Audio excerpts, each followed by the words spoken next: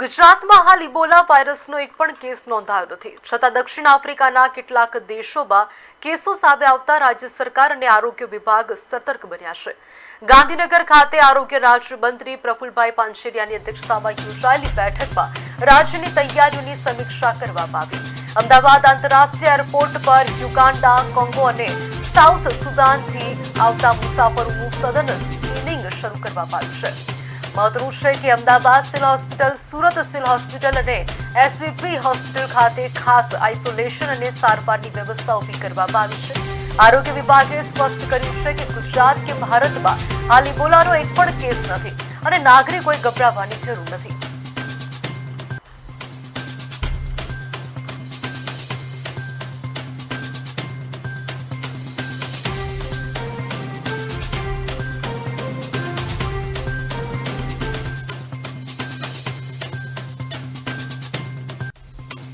કેન્દ્ર સરકાર દ્વારા એસઓપી બનાવીને જે રાજ્ય સરકારને આપવામાં આવી છે એ તમામ પ્રકારની તૈયારીઓ અમે કરી ચૂક્યા છીએ.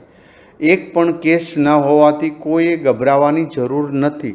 માત્ર વિદેશ યાની કે આ દેશોમાંથી યુગાન્ડા અને ત્યાંથી આવતા પેસેન્જરો માટે જ આ સ્ક્રીનિંગ છે. અન્ય દેશો માટે પણ કોઈ પ્રોબ્લેમ નથી.